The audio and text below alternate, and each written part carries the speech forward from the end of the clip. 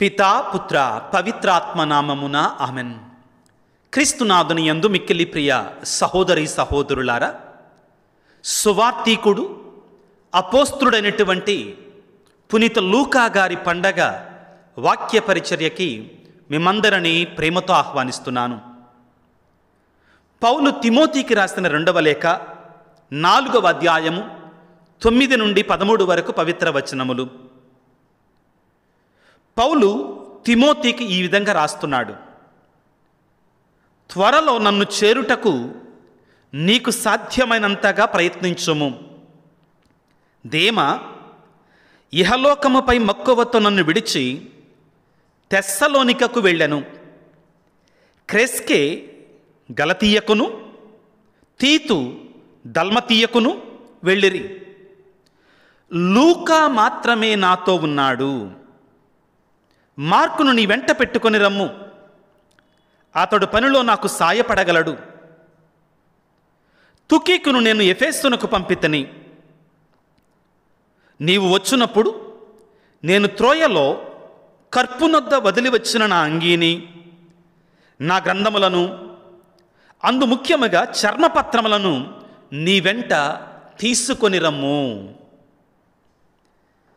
క్రీస్తునాథుని యందు మిక్కిలి ప్రియులకు సహోదరి సహోదరులారా, యావత్ కథోలిక శ్రీసభ ఈనాడు సువార్తను రాసినటువంటి దేవుని యొక్క అపోస్తుడైనటువంటి మహాపరిశుద్ధ పునీత లూకా గారి పండగని కొనియాడుతూ ఉంది.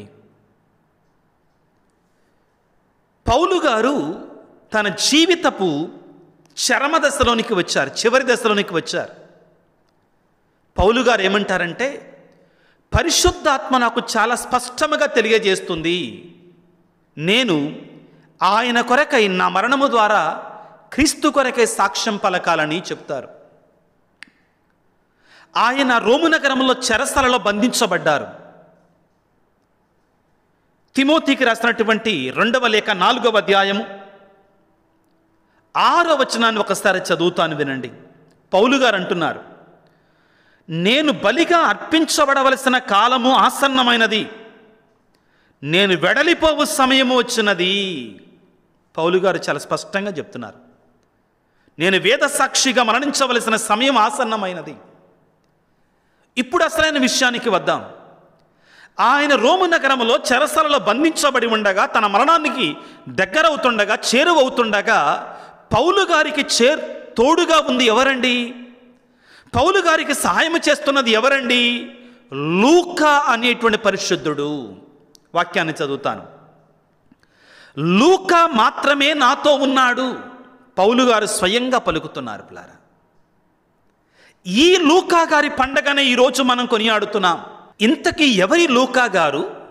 ఎందుకు ఆయనకి అంత ప్రాధాన్యత అంటే, ప్రియులారా, క్రీస్తు ప్రభు యొక్క జీవిత విశేషాలని మనకు అందించినటువంటి సువార్తికులు 4: మత్తయి, మార్కు, లూకా, యోహాను గారు. నేను మీతో ఈ 4 సువార్తికుల యొక్క పేర్లు చెబుతుంటేనే మీకు అర్థమై ఉంటుంది. 3వ సువార్తని పరిశుద్ధాత్మ ప్రేరణతో మనకు అందించినటువంటి వ్యక్తి పేరే లూకా గారు. ఆ తరువాత అపోస్తుల కార్యాలను రాసింది కూడా ఈ లూకా గారే. చాలా బలంగా, దృఢంగా వేదశాస్త్ర పండితులు, బైబిల్ పండితులు చాలా స్పష్టంగా తెలియజేస్తున్నారు. మీకు ఒక చిన్న సమాచారం ఈ సందర్భంగా ఏమిటంటే, ప్రారంభంలో లూకా సువార్త, అపోస్తుల కార్యాలు 2 కలిసే ఉండేవి, ఒక పుస్తకంగానే ఉండేవి. అది ఆ తరువాత 2 పుస్తకాలుగా విభజించబడింది. కారణం ఏమిటి అంటే, మొదటి భాగంలో క్రీస్తు ప్రభు యొక్క జీవిత చరిత్ర పుట్టుక నుండి మోక్షారోహణమయ్యే వరకు ఉంటుంది. 2వ భాగం అంటే అపోస్తుల కార్యాలలో మోక్షారోహణం అవుతున్నప్పటి నుండి పౌలు గారు మరణించే వరకు, చరమదశ వరకు కూడా మనం అందులో చదువుకుంటాం. అపోస్తుల యొక్క కార్యాలను మనం అందులో చదువుకుంటాం కాబట్టి దాన్ని అపోస్తుల కార్యాలు అని పిలుస్తారు. ఈ 2ని కూడా ఒకే వ్యక్తి రాశాడు అని చెప్పటానికి ఆధారం ఉంది, బలమైన ఆధారం. లూకా సువార్త ప్రారంభంలో ఏమని రాయబడి ఉంటుంది ఒకసారి చూద్దాం. లూకా సువార్త 1వ అధ్యాయము 1వ వచనాన్ని చదువుకుందాం పిల్లారా. పునీతుడైన సువార్తికుడైన లూకా గారు ఏమని ప్రారంభిస్తారంటే, ఘనత వహించిన థియోఫేలు మన మధ్య జరిగిన సంఘటనలు వ్రాయుటకు అనేకులు ప్రయత్నించరి.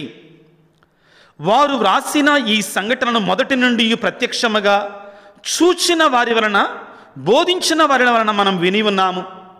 కావున అన్ని విషయములను మొదటి నుండి జాగ్రత్తగా పరిశీలించిన పెదప వానిని నీ కొరకు వరుసగా వివరించి వ్రాయుట సముచితమని నాకు తోచి ఉన్నది. లూకా గారు పరిశుద్ధాత్మ ప్రేరణతో థియోఫేలు అనే వ్యక్తికి ఈ సువార్తను రాస్తున్నాడు. ఆయన మేలు కొరకై, ఆయన ఆత్మరక్షణ కొరకై ఈ సువార్తని రాస్తున్నాడు. ఇప్పుడు మనం అపోస్తుల కార్యాలను ఒకసారి చదువుకోవడానికి ప్రయత్నం చేస్తాం. ప్రారంభాన్ని మనం చదువుకుందాం ప్రియులారా. అపోస్తుల కార్యాలు 1వ అధ్యాయం 1వ వచనము. ఓ థియోఫేలు, యేసు పరలోకమునకు కొనిపోబడిన దినము వరకు ఆయన చేసిన పనులను, బోధించిన విషయములను అన్నిటినీ గూర్చి నా మొదటి గ్రంథమున రాసితిని. కనెక్షన్ చూడండి.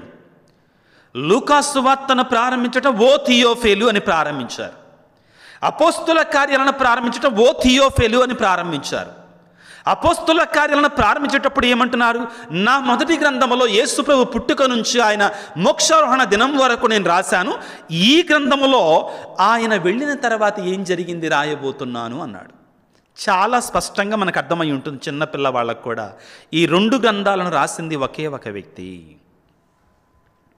ప్రియ సహోదరి సహోదరులారా, ఇంతకీ ఎవరు ఈ లూకా గారు అంటే, ఈయన ఒక అన్యుడు, బాగా చదువుకున్నటువంటి వాడు, జ్ఞాని, వైద్యుడు, వృత్తిపరంగా వైద్యం చేసేటువంటి వాడు. ఈయన అంతియోకియా ప్రాంతానికి చెందినట్టు నివాసి. మరి క్రైస్తవుడు ఎలాగయ్యాడు? అదే అసలైన విషయం అండి. పౌలు గారు తన యొక్క 2వ సువార్త ప్రయాణంలో ఉండగా అంతియోకియా ప్రాంతానికి వెళ్ళినప్పుడు ఆయన జబ్బు పడ్డాడు, రోగం పాలయ్యాడు. ఆ సమయంలో పౌలు గారికి వైద్యం చేయటం కొరకై ఈ లూకా గారు పౌలు గారి దగ్గరికి వచ్చారు. ఎంత ఆశ్చర్యమో చూడండి. వైద్యం చేయటానికి వచ్చినటువంటి లూకా గారు వారికి కూడా పౌలు గారు వాక్యాన్ని బోధించాడు, క్రీస్తు గురించి బోధించాడు. పౌలు గారి యొక్క బోధనల కారణంగా మారు మనస్సు పొంది, హృదయ పరివర్తన చెంది, క్రీస్తు ప్రభుని అంగీకరించి, ఇక నుండి వినండి జాగ్రత్తగా, క్రీస్తు ప్రభుని అంగీకరించి ఆయనే ఒక సువార్తికుడిగా మారిపోయాడు లూకా గారు. పౌలు గారి యొక్క వేద ప్రచారాల్లో తోడుగా ఉన్నాడు. ప్రారంభంలో మనం చదువుకున్నాం కదా, తిమోతికి రాసిన 2వ లేఖ 4వ అధ్యాయం 11వ వచనం నుండి, పౌలు గారి యొక్క చివరి దశలో చెరసాలలో ఉన్నప్పుడు కూడా పౌలు గారిని అంటి పెట్టుకొని ఉన్నటువంటి వారు పునీత లూకా గారు మహాపరిశుద్ధులు. కొన్ని నిమిషాల పాటు ప్రియులారా, ప్రారంభంలో పౌలు గారు లూకా గారి గురించి ఏమని చెప్పారు, ఎక్కడెక్కడ సంబోధించారు చదువుకోవడానికి ప్రయత్నం చేద్దాం, విందాం ప్రియులారా. కొలస్సీ పత్రిక 4వ అధ్యాయం 14వ వచనంలో పౌలు గారు ప్రియులారా ఈ లూకా గారి గురించి మాట్లాడతాను మనం వింటాం. కొలస్సీ పత్రిక 4వ అధ్యాయము 14వ వచనాన్ని చదువుకుందాం పిల్లారా. ఏమని ఉంటుంది? మన ప్రియతమ వైద్యుడు లూకా మరియు డెమాసు కూడా మీకు శుభాకాంక్షలు తెలుపుచున్నారు. జాగ్రత్తగా ఉండండి. ప్రతి వాక్యములో కూడా మనం కొత్తదనాన్ని తెలుసుకోవచ్చు. ఏమనంటున్నారు పౌలు గారు? కొలస్సీ సంఘానికి ఏమంటున్నారు? మన ప్రియతమ వైద్యుడు లూకా కూడా మీకు శుభాకాంక్షలు తెలియజేస్తున్నాడు. పౌలు గారు కొలస్సీ ప్రజలకి లేఖ రాస్తున్నారు. ఆ లేఖలో ఏమని చెప్తున్నాడు? మన ప్రియతమ వైద్యుడు లూకా కూడా మీకు శుభాకాంక్షలు తెలియజేస్తున్నాడు. పౌలు గారు లూకా గారి గురించి 2 మాటలు ఇక్కడ మనకు తెలియజేస్తున్నాడు, నేర్చుకోవచ్చు. మొదటిది ఏంటిది? మనకు ప్రియమైనటువంటి వాడు. లూకా గారు ఎటువంటి వారు?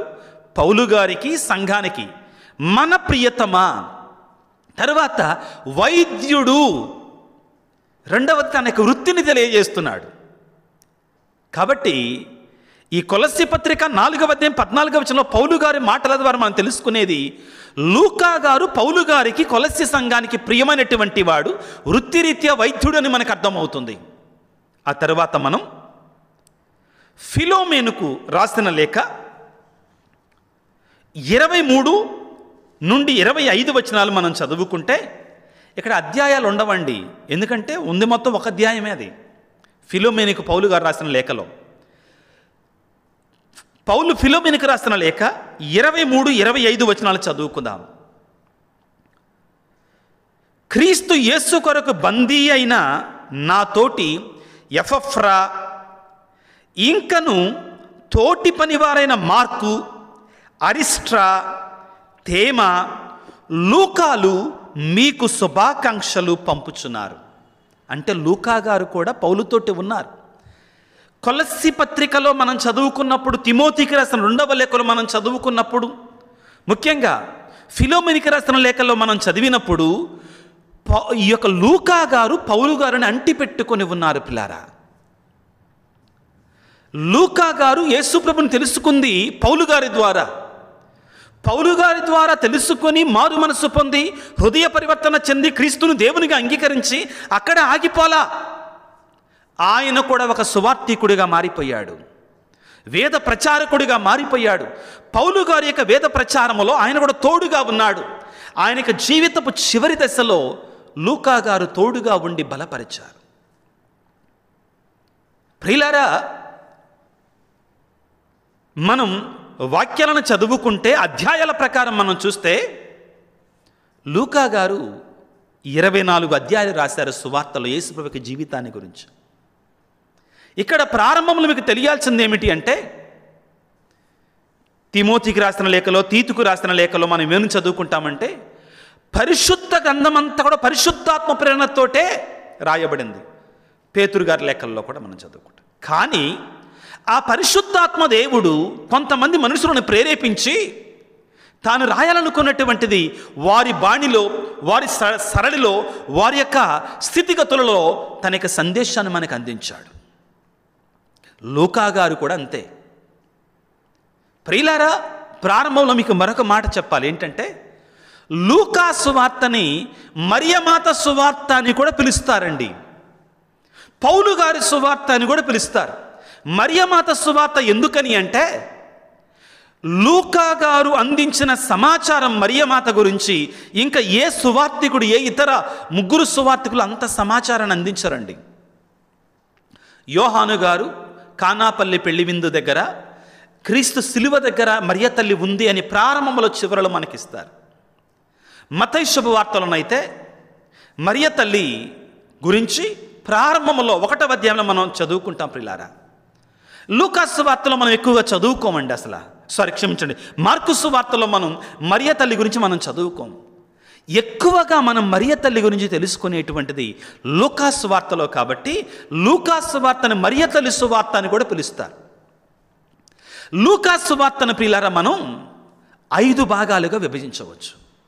మొదటిది క్రీస్తు ప్రభు యొక్క జననం 1వ అధ్యాయం నుంచి 3వ అధ్యాయం వరకు కూడా, సుమారుగా ముఖ్యంగా 2వ అధ్యాయం వరకు కూడా మనం చదువుకుంటాం పిల్లారా. ఆ తరువాత లూకా సువార్తని మనం అర్థం చేసుకోవటానికి దానిని భాగాలుగా విభజిస్తే 2వ భాగం ఏమిటి అంటే, గలిలయ ప్రాంతంలో యేసు ప్రభు యొక్క బోధన. దానిని మనం లూకా 3 నుండి 9వ అధ్యాయం వరకు మనం చదువుకుంటాం. ఆ తర్వాత యేసు ప్రభు 3వ భాగాన్ని, యేసు ప్రభు యెరూషలేమునకి యాత్ర చేయటాన్ని మనం చదువుకుంటాం పిల్లారా. లూకా సువార్త 9వ అధ్యాయం నుండి 18వ అధ్యాయం వరకు. ఆ తర్వాత యేసు ప్రభు 4వ భాగంగా యేసు ప్రభు యెరూషలేములో చేసిన కార్యాలు, వారి యొక్క మరణం, పునరుత్థానం చివరి భాగంలో మనం చదువుకుంటాం. లూకా సువార్త యొక్క ప్రత్యేకతల గురించి మనం తెలుసుకోవడానికి ప్రయత్నం చేద్దాం. లూకా గారే స్వయముగా అంగీకరించినట్లుగా లూకా గారు సువార్తను రాసేసరికే అప్పటికే కొన్ని సువార్తలు ఉన్నాయి. మార్కు సువార్త అందరికంటే ముందు రాయబడింది. మత్తయి శుభవార్త కూడా రాయబడింది, అప్పటికే ప్రచారంలోనికి వచ్చింది. లూకా గారు ఏమంటారంటే, వీటన్నిటినీ చదివాను. అదేవిధంగా యేసు ప్రభువును స్వయంగా కలిసినటువంటి వారితోటి నేను విన్నాను, వారు చెప్పిన మాటలు విన్నాను, నేను కూడా ఆ సాక్ష్యాలు విన్నాను. విని వీటన్నిటినీ కూడా క్రోడీకరించి నేను నీ కొరకే రాస్తున్నాను. ఎవరి కొరకు? థియోఫేలు కొరకు. ఇంతకు థియోఫేలు ఎవరు? రోము నగరంలో ఒక వ్యక్తి అంటారు, లేకపోతే లూకా గారు అన్యులకి రాయటం కొరకై థియోఫేలు అనే పదాన్ని రాశాడు అంటారు. ఏది ఏమైనా మత్తయి శుభవార్త యూదుల కొరకు రాయబడినటువంటిది, లూకా సువార్త అన్యుల కొరకే రాయబడినటువంటిది, అంటే మన కొరకే రాయబడింది. ప్రియులారా, లూకా సువార్తను మనం చదివితే ఆ సువార్తలో ఏమని రాయబడి ఉంటుందంటే, రక్షణ పొందటానికి నువ్వు యూదుడవు కానక్కర్లేదు, నీవు యేసు ప్రభువుని నీ దేవునికి అంగీకరిస్తే చాలు, మారు మనసు పొందితే చాలు, క్రీస్తును అంగీకరిస్తే చాలు, నీకు రక్షణ దొరికినట్లే అంటారు. ముఖ్యంగా లూకా సువార్తలో యేసు ప్రభు యొక్క కారుణ్యాన్ని మనం చూస్తామండి, కనికరాన్ని మనం చూస్తాం. ఈ పదాలు ఎక్కువ కనపడతాయి. కనికరము అనే పదం ఎక్కువ వినపడుతుంది. మత్తయి శుభవార్తలో దేవుని యొక్క పరిశుద్ధతను గురించి ఏమంటారంటే, పరలోకమందున్న మీ తండ్రి పరిశుద్ధులైనట్లే మీరు కూడా పరిశుద్ధులై ఉండండి, పవిత్రత గురించి మాట్లాడతారు. కానీ లూకాలో ఏమంటారంటే, పరలోకమందున్న మీ తండ్రి కనికరము కలవాడినట్లే మీరు కూడా కనికరము కలవారై ఉండండి అంటారు. కనికరాన్ని గురించి మాట్లాడతారు. ఎందుకని? లూకా వృత్తిరీత్యా స్వతహాగా వైద్యుడు కాబట్టి ఆ వైద్యునికి రోగుల పట్ల ఉండాల్సినటువంటి ఆ దయ, ఆ కనికరము, ఆ ప్రేమ లూకా గారి రచనలలో వైద్యుడు కాబట్టి కొట్టొచ్చినట్లుగా కనబడతాయండి మనకి. ప్రియులారా, మీకు అందరికీ ఒక మాట, ఈ పునీతులని మనం ధ్యానం చేసుకోవాలని సత్సాంగత్యం అంటారు. పునీతుల గురించి చదవాలి, పునీతుల గురించి వినాలి, పునీతుల గురించి తెలుసుకోవాలి. శ్రీసభ చరిత్రలో ఎంతోమంది పాపులు పునీతుల యొక్క చరిత్రలను చదివి కూడా మారు మనసు పొందుకున్నారు. పునీత లయోలా ఇగ్నాసియస్ వారండి, పునీతుల చరిత్ర చదివి మారు మనసు పొందినటువంటి ఆయన గొప్ప పునీతుడయ్యాడు. ఎందుకంటే వారు మనం దేవుని దగ్గర చేరుకోవటానికి మనకు ఆదర్శాలుగా ఉంటారు, వెలుగుచున్న కాగడాలుగా ఉంటారు, మార్గదర్శకులుగా ఉంటారు. పునీత లూకా గారు అటువంటి వారు. లూకా సువార్తలో మనం ప్రియులారా, దేవుని ప్రేమ ఎంత లోతైనది, ఎంత అపారమైనది తెలుసుకుంటాం ప్రియులారా. ముఖ్యంగా 15వ అధ్యాయం అండి, లూకా సువార్త 15వ అధ్యాయం 3 ఉపమానాలు ఉంటాయి. తప్పిపోయిన గొర్రెపిల్ల లూకా 15లో, పోగొట్టుకున్న నాణెము, ఇక అందరికి తెలిసిందండి తప్పిపోయిన కుమారుడు. ఇక్కడ మనకి ఏం నేర్పిస్తుందండి? దేవుని ప్రేమ ఎంత అపారమైనటువంటిది, హద్దులు ఎల్లలేనటువంటిది. నీవెంత ఘోర పాపివైనా కానీ, దేవుని నుండి ఎంత దూరం వెళ్ళినా కానీ పశ్చాత్తాపడితే చాలు, ఆ కరుణామయుడు తన 2 చేతులు చాచి నీ కోసం ఎదురు చూస్తూ ఉంటాడు. దేవుని యొక్క కనికరం, దేవుని యొక్క ప్రేమ. దేవుడు ప్రియులారా మారు మనసు పొందాలి, హృదయ పందిమత్వం చెందితే చాలు, ఇదిగో దేవుడు కనికరాన్ని చూపిస్తాడని చెబుతూనే ఒకవైపు నుండి పరిసయ్య దృష్టితో ఉండమాకండి.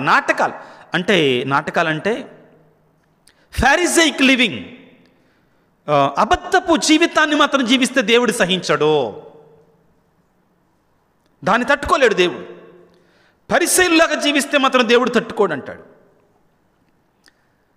లూకా గారి సువార్తలోని మనకు కనబడే మరొక ఉపమానం మంచి సమరయుని ఉపమానం. లూకా గారు వైద్యుడు కదండి, ఆ దారి ప్రక్కన పడిపోయినటువంటి ఆ వ్యక్తిని తీసుకొని వెళ్ళి సత్రములో చేర్పించి అతని గాయాల మీద ద్రాక్షారసం పోసి మరలా డబ్బును చెల్లించి మరలా ఎక్కువైతే మళ్ళీ వచ్చిన తర్వాత చేస్తానని యేసు ప్రభుని ఆ మంచి సమరయుని స్థితిలో ఉంచాడు. ప్రియులకు దేవుని బిడ్డలారా, లూకా సువార్త మనకంత నేర్పిస్తుంది. అయితే ఇంతటితో అయిపోలా, అపోస్తుల కార్యాలు ప్రియులారా, అసలు అపోస్తుల కార్యాలలో క్రీస్తు మరణించి ఉత్థానమే మోక్షారోహణమైన తర్వాత ఏం జరిగింది, ఎట్లాంటి కార్యాలు జరిగాయి, ఎటువంటి అద్భుతాలు జరిగాయి, ఏ విధంగా ఆదిమ క్రైస్తవ సంఘం నిర్మించబడింది అనేటువంటిది ఎక్కడ నేర్చుకుంటాం మనం? అపోస్తుల కార్యాలు. అపోస్తుల కార్యాలు మనకు అందించింది ఎవరు? పరిశుద్ధాత్మ ప్రేరణతో లూకా గారు ప్రియులారా. ఎంత గొప్ప దీవెన లూకా గారు మనకి. అసలు యేసు ప్రభు ఆ మోక్షారోహణం అవుతున్న సమయంలో ఏం జరిగింది, మోక్షారోహణం అయిన తర్వాత ఏ విధంగా పరిశుద్ధాత్మ దేవుడు దిగి వచ్చాడు, అదేవిధంగా ఆ యెరూషలేము దేవాలయంలో అందమైనదైన ద్వారం వద్ద మొట్టమొదటిగా కృంటివానికి పేతురు యోహానులు ప్రయాణమై వెళుతుండగా ఏ విధంగా అద్భుత రీతిగా అద్భుతాలు చేశారు, ఏ విధంగా పేతురు గారు అంగీ అంచును తాకితే, పేతురు గారు ఆ నీడని తాకితే అద్భుతాలు పొందారు, ఎలా యాకోబు గారు చనిపోయారు, ఎలా పౌలు శీలాసులు చెరసలలో బంధించబడగా వారు పాటలు పాడుతుండగా ప్రియులారా, దేవుని నామాన్ని స్తుతిస్తూ ఉండగా చెరసాల సంఖ్యలు తెగిపోయాయి, పేతురు గారిని పెట్టి బంధించి ఉండగా సంఘము ప్రార్థన చేయగా దేవదూత ఏ విధంగా విడిపోయి, ఇవన్నీ కూడా మనకి అపోస్తుల కార్యాలు లూకా గారు మనకు అందించారు. పౌలు గారు తన యొక్క సువార్త ప్రయాణాల్లో ఎటువంటి అద్భుతాలు చేశాడు, తన యొక్క నడుము గుడ్డను తన తాడును పట్టుకుంటే అద్భుతాలు ఏ విధంగా జరిగాయి ప్రియులారా. చనిపోయినటువంటి యువకుడు యూతికూసుని ఏ విధంగా జీవంతో లేపాడు. పౌలు గారు వీడ్కోలు పలికి వెళుతుండగా సంఘము ఏ విధముగా కన్నీరు మున్నీరుగా పౌలు గారి కొరక ఏడ్చింది. ఇటువంటి అద్భుత కార్యాలని అపోస్తుల కార్యాలను మనం చదువుకుంటాం. లూకా గారు మనకు అందించారు. ప్రియులారా, లూకా గారు పౌలు గారి యొక్క సువార్త ప్రయాణాలలో అడుగడుగున మనకు కనబడతారండి. ఎలా? పుస్తకాన్ని రాసింది ఎవరని చెప్పానండి? పరిశుద్ధాత్మ ప్రేరణతో లూకా గారు రాశారు. లూకా గారు 2వ సువార్త ప్రయాణంలో పౌలు గారికి తోడుగా వెళ్ళారు. అక్కడ నుండి మనం ఏమంటామంటే మేము అక్కడ ఉండగా వి ప్యాసేజెస్ అంటారండి. కొద్దిగా లోతుగా తెలుసుకోండి, నేర్చుకోండి. వి ప్యాసేజెస్, మేము అనే ఆ యొక్క పట్టణాలు మనకు కనబడతాయి. మేము అంటారండి. ఎవరిక్కడ మేము అంటే పౌలు గారు, ఇతర సేవకులు, నేను కూడా మేము. ఇప్పుడు ఈ పుస్తకాన్ని నేను రాస్తాను అనుకున్నా, ఒక పుస్తకాన్ని నేను రాస్తాను అనుకున్నా, అందులో నేను అంటానంటే ఎవరు? ఆ పుస్తకాన్ని రాసినటువంటి ఆయన. మేము అంటే ఎవరు? ఆ పుస్తకాన్ని రాసినటువంటి ఆయన, అనేక సహచరులు అని అర్థం. ఇక్కడ అపోస్తుల కార్యంలో మేము అంటున్నారంటే ఎవరు అనేది ఆ మాట లూకా గారు అంటున్నారు. అంటే పౌలు గారితో పాటు లూకా గారు ఉన్నారు.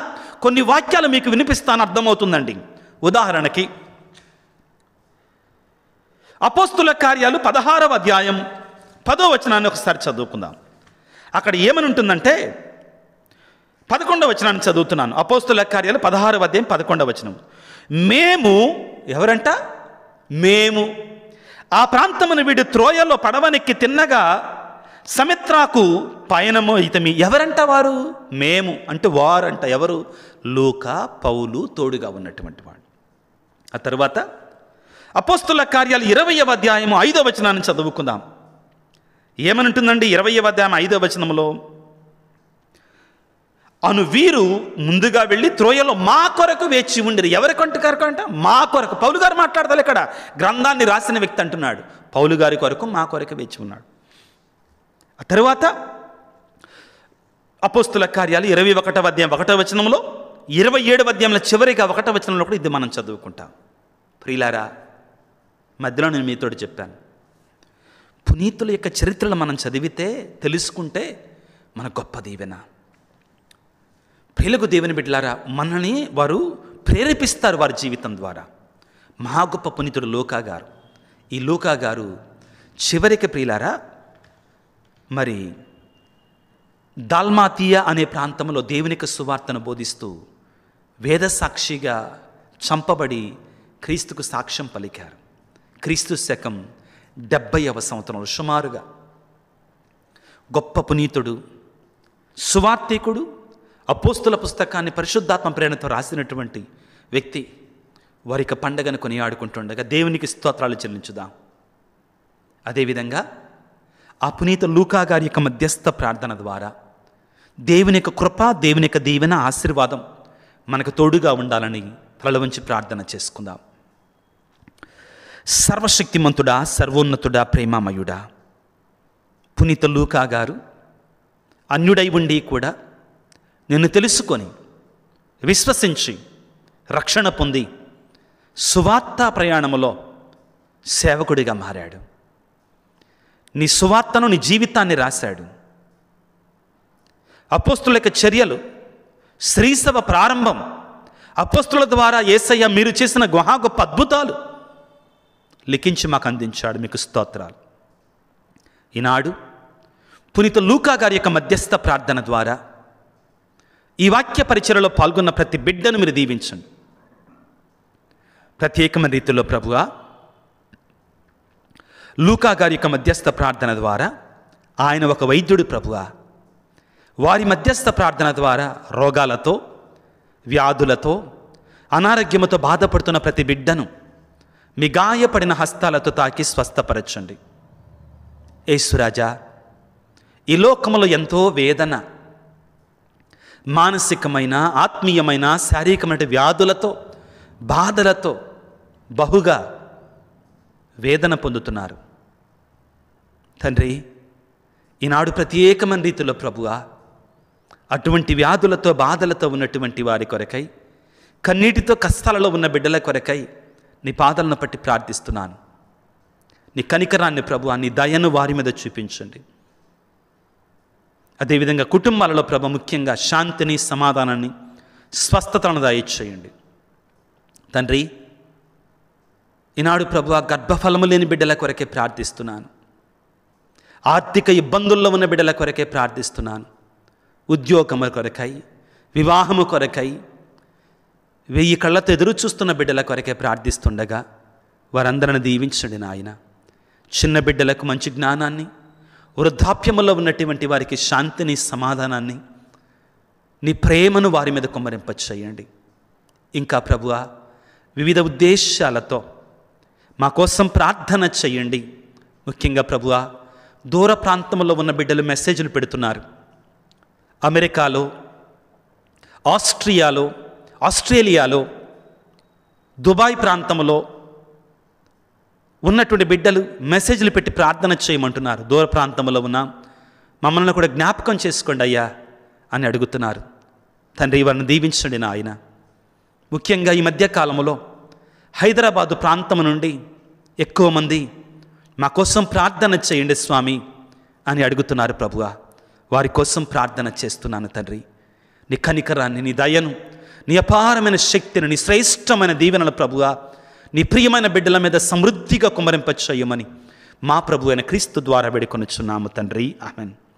ప్రభువు మీతో ఉందురుగాక, మీ ఆత్మతో ఉందురుగాక. సర్వశక్తిగల సర్వేశ్వరుడు పిత, పుత్ర, పవిత్రాత్మ మిమ్ము మీ కుటుంబాలను చల్లగా దీవించి ఆశీర్వదించి కాపాడుదురుగాక. God bless you. దేవుడు మిమ్ము దీవించుగాక. ఆమేన్.